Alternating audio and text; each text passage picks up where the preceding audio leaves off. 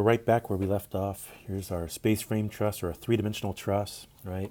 It's really just basically three trusses, non-planar trusses that are sort of welded together to create a sort of box beam sort of configuration. Three-sided box. Wow, amazing. Anyway, so as I promised, we'll build this bad boy from scratch. Here's the original recipe, and I'll just turn this off. Yeah. We don't need that one either. Close. No, don't need to save. Okay, and so if you want to follow along, you can of course open up the Space Frame Truss 3DM file in Rhino, and you'll have some curves that you can build off of. What we need to do, or you can draw your own three curves if you'd like. In fact, by the end, you're going to do that. But you can start here if you'd like. I'm going to go to the Params tab. I need to reference each of these curves in Rhino into Grasshopper so I can use them and build things off of them and all that stuff. So I'm going to go to the Params tab, Geometry Set, Curve widget here, and I can do that several times, or I can just select and copy and paste with my keyboard. All right, I'm going to need three of them because I have three curves. Each time I'm going to right-click, set one curve, make sure I'm selecting each of these curves to correspond with each of these widgets. Set one curve. There we go. There's a curve, there's a curve, and there's a curve. Everyone gets a curve today, as long as there's three of us. There we go. All right, so next step we want to do, we want to populate these bad boys with points, right? So we're going to divide each of these curves, and a certain number of times. We'll make that number of divisions, and therefore the number of points, a variable with a number slider. So go ahead and pull out that number slider now while I'm still in the Params tab. I'm going to constrain that to integers, and I'm going to up the max. Actually, I'm going to up the minimum to 1. I'll try to. There we go. I think that maybe that works now. All right. Up the max to something silly like 40. We might not necessarily need 40, but you know, we can always go up that high and see what it looks like at least.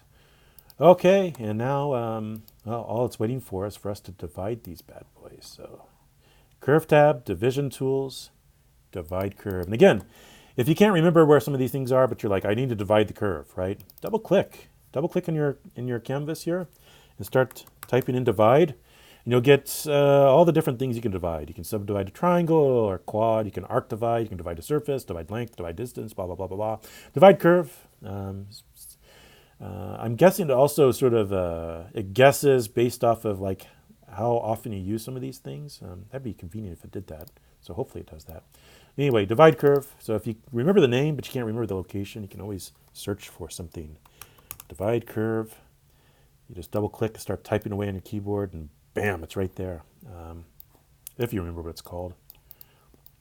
Sometimes that's a struggle as well. Okay, so plug in each of these curves. There we go. Plug this in. We'll divide it one time. It'll give us 2 points, right? One at the end, one at either end. Or I can up that number of divisions. There we go. Oh yeah, look at that. So the first set of brace or webbing will be easy, right? We'll need 3 line widgets, right, with start point and end point. Okay, there we go. I just dragged one in, selected it, copied, and then paste. And so I'll plug in these points as starts and these points as end points, and there we go. And then I'll do the same with this set of start points and this set for the end points.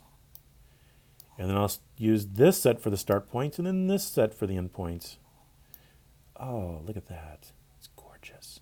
Anyway, I'm easily amused, as you can tell. Now we need to make a whole nother set, and we need to do that with by shifting, right? So we're going to make the diagonal bracing now. And so just as before, let's take a look at this one truss at a time. We'll build a truss between these and these, right? And so what I'm going to do is I'm going to go ahead and shift this list of points. And let's see here, shift list, sets, list, shift list. There we go. I'll shift this list of points. And now I need to make another set of lines using these as the start points. And let's say this as the end points. Oh yeah, look at that. Now, I also need to shift, in order to create to finish this truss, I need to shift this list and connect the shifted list of these points with the original list of these points. I know, it seems really odd. It seems really confusing to say that out loud. So hopefully you sort of conceptually understand what's going on here, because I'm easily the most confusing thing is me trying to talk about things. So here we go. Regular original set of points there, plus the shifted list of points. All right. Aha, look at this. Remember that wrapping where we set the wrap to false? We need to do that here. Oh yeah, look at that. It's trying to connect up the first with the last one, and it's going all the way through our truss. Looks kind of goofy. And there we are. So there's one truss done, right? There's the this, and this, right? I can tell you guys are just absolutely amazed. All right, anyway, so here's the shifted list, and here's the original list, and then here's this original list, and we need to shift this list as well, because that's easy to say. And so let's go ahead and take care of that, right? So we'll look at this truss, finishing this truss. And so we're going to shift, we've already shifted this list of points, so we can use that. And I'm going to go back to sets, and I'm going to shift this one as well. Okay, shift, there we are. Pow, all right. And so curve, line, and I'll plug that in with this one. Okay. Got to make sure that wrap value is set to false. I guarantee you, I keep pointing this out, but I guarantee you some of you will still have this sort of crazy stray, looks like slashing line going right through your truss because you don't pick this up. But that's how to fix it. If you notice that problem, and maybe you understand why you're having that problem now, or what it's doing and why it creates that line. Okay, next line. So the original set of points here with the shifted set of points there. Oh yeah, there we go. Look at that pure truss goodness right here.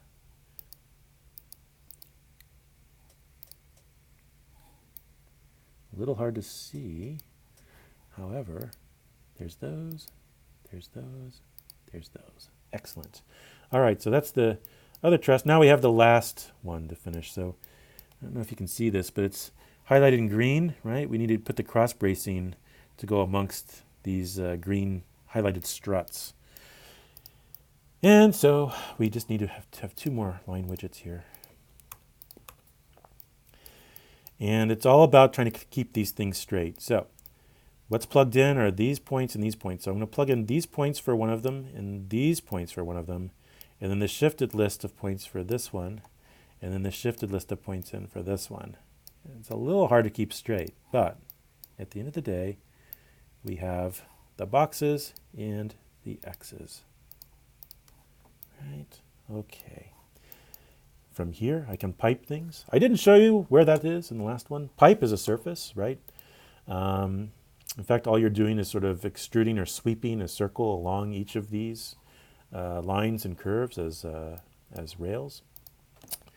Instead of having to use all the sweep and stuff, we can just use the pipe command and it'll automatically do that. Okay. And what it wants is the curve to pipe and then the radius for the pipe geometry. So I'll plug in a number slider for that radius value, and that's something that we can continually adjust if we want. Now I can plug these in. Again, if I just plug one in and the next one in and just replace things, I have to hold down the shift if I want to put multiple inputs into the same, right? Multiple things into the same input. So I'm holding down shift right now on my keyboard. You notice my cursor now has a little plus thing on it when I click and drag. Just recognizing this. Hey, those look a little beefy to me. I mean, those look really, these are like the Duplos to Legos. They're just too big. I'm going to shrink them down, make them nice and elegant. There we are.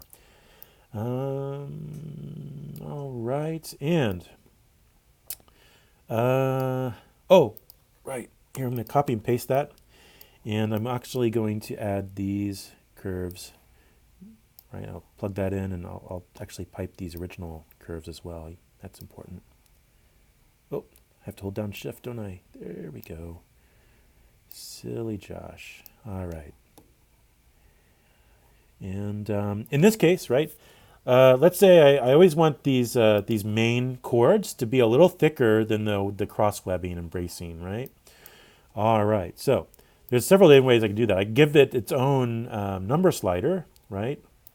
And so I could have a number slider for the webbing and a number slider for the chords. Or if these things are related to each other, then I could always just plug in the same thing for each. And like for the last time, what I did is I right-clicked on this one for the, let me zoom in and show you exactly what I'm doing, right? So this is the radius input, right? And so it expects a number. And if I right-click, right, I can actually go to expression and I can write an expression. So what I can do is I can say x, and then for multiply, I can use the asterisk, okay? If I was going to divide, I could use the slash, the forward slash, right?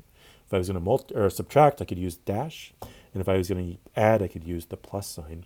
So multiplication is the asterisk. I'm going to say, let's multiply this by 1.5. So x referring to whatever's plugged in for our p. So whatever that value is, that variable, the value that's plugged in for this parameter, we're going to multiply it by 1.5 and use that. Okay, and so it'll actually display this asterisk here, saying, "Oh, there's a custom expression." So whatever this input that we're plugging in, it's also being processed with this expression before being used for, in this case, the radius for the pipe. So these will now always be 1.5 times whatever this value is here in the number slider. Look at that. Isn't that incredible? All right. So that's it in a nutshell. Now, I'll stop there, and in the next video, we'll talk about the assignment I want you to do, where you'll build this from scratch, basically, and start to produce some variations of it again. But I'll be more specific in the next video. And I can't wait to see what you guys build. It'll be so fun. But anyway, we're taking the training wheels off, and you're going to be on your way building this stuff, and you'll learn some things the hard way, I suspect. But anyway, I can't wait. And so let me end this video, and then we'll get started with the next one.